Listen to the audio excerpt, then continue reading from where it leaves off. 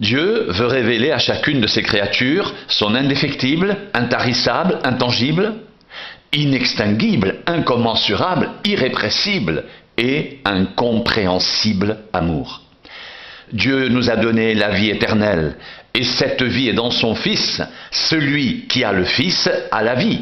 Celui qui n'a pas le Fils de Dieu n'a pas la vie. 1 Jean 5, 11, 12. La vie spirituelle authentique découle de l'attitude fondamentale d'un être accueillant positivement la sollicitation bienveillante du Dieu créateur de toutes choses, se présentant très personnellement à lui, bouleversant son cœur et suscitant le jaillissement de la foi qui ouvrira la totalité de cet être à la fidélité de Dieu et à la réalisation de sa promesse de salut. Le salut de l'homme repose sur une rédemption éternelle, parfaitement accomplie dans l'événement Jésus, Dieu voulant demeurer en tous par un seul, Jésus-Christ.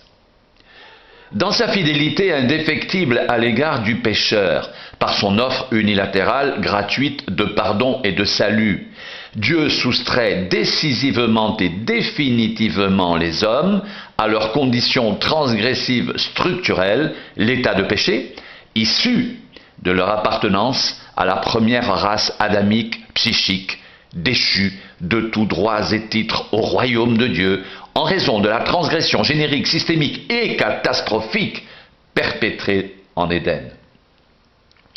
Comme par un seul homme, le péché est entré dans le monde, et par le péché la mort, et qu'ainsi la mort s'est étendue sur tous les hommes, parce que tous ont péché, Romains 5, 12.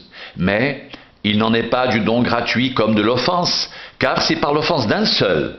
Il en est beaucoup qui sont morts, à plus forte raison, la grâce de Dieu et le don de la grâce venant d'un seul homme, Jésus-Christ, ont-ils été abondamment répandus sur beaucoup, Romains 5, 15.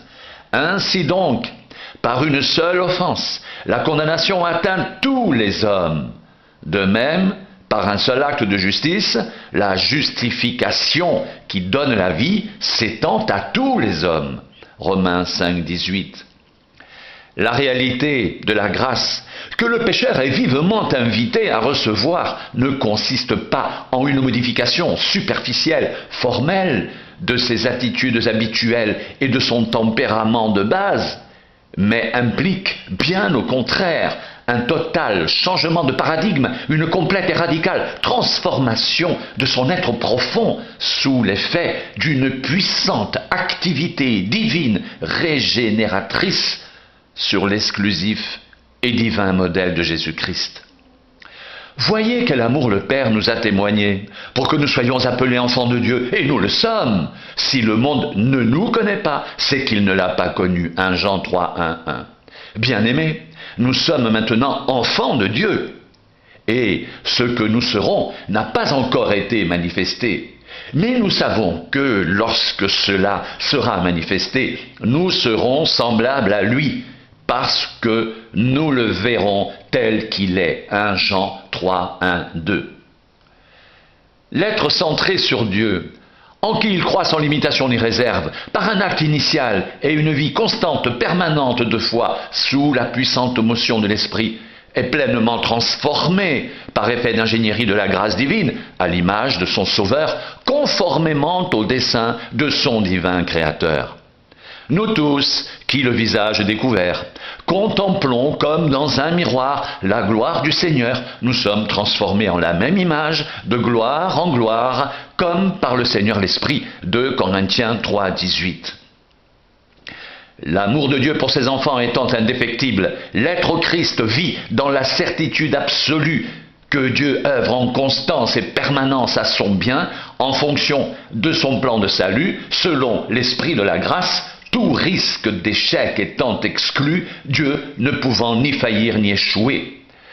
Nous savons du reste que toutes choses concourent au bien de ceux qui aiment Dieu, de ceux qui sont appelés selon son dessein. Romains 8, 28. Dans toutes ces choses, nous sommes plus que vainqueurs par celui qui nous a aimés. Romains 8, 28.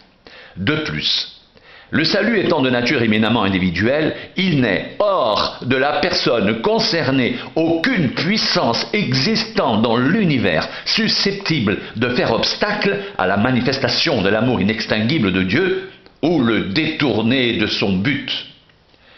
J'ai l'assurance que ni la mort ni la vie, ni les anges, ni les dominations, ni les choses présentes, ni les choses à venir, ni les puissances, ni la hauteur, ni la profondeur, ni aucune autre créature ne pourra nous séparer de l'amour de Dieu manifesté en Jésus-Christ notre Seigneur. Romains 8, 38, 39. Le salut est à tel point tout aussi individuel que le chemin qui y mène, que lorsque l'Esprit Saint intervient dans la vie de l'homme, il le conduit personnellement dans un réel processus d'identification au Christ crucifié, ressuscité et glorifié, vecteur d'un changement complet de sa structure d'existence. Vous savez où je vais et vous en savez le chemin. Thomas lui dit, Seigneur, nous ne savons où tu vas. Comment pouvons-nous en savoir le chemin? Jésus lui dit, je suis le chemin, la vérité et la vie. Nul ne vient au Père que par moi. Jean 14, 4, 6. Cette conformation au Christ dans sa mort, sa résurrection et sa glorification produit un effet de radical bouleversement de la condition de l'homme, sous forme de passage de l'ancienne atavique structure d'existence transgressive pour la mort à une nouvelle structure d'existence pour la vie. Dès lors, conscient de son insertion dans l'univers de la résurrection, l'homme est, et se sait irréversiblement mort au péché, ne se concevant plus en fonction des pseudo-valeurs de la chair, mais uniquement en fonction des authentiques valeurs de l'esprit. Si nous sommes morts avec Christ, nous croyons que nous vivrons aussi avec lui. Sachant que Christ ressuscité des morts ne meurt plus, la mort n'a plus de pouvoir sur lui. Romains 6, 8, 9. Ne livrez pas vos membres au péché comme des instruments d'iniquité, mais donnez-vous vous-même à Dieu comme étant vivants, de mort que vous étiez, et offrez à Dieu vos membres comme des instruments de justice. Romains 6, 13. Considérant dès lors le fait que chacun construit son présent en fonction de la perception qu'il a de son avenir, toute condition présente est configurée différemment selon que l'on vit sous le règne du péché et de la mort, ou celui de la justice et de la vie, sous le régime de l'incrédulité et de la transgression, ou celui de la foi et de la justice, celui de la tristesse ou de la joie, du mensonge ou de la vérité, de la haine ou de l'amour, de la honte ou de la gloire.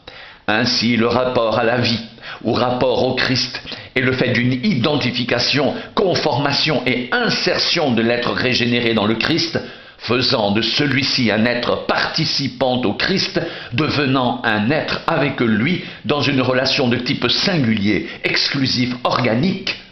À ce stade, le chrétien est dans l'esprit et non plus dans la chair, l'esprit l'ayant introduit dans une relation organique au Christ, l'ayant définitivement établi fils de résurrection, constitué dans la filiation eschatologique et la famille éternelle de Dieu.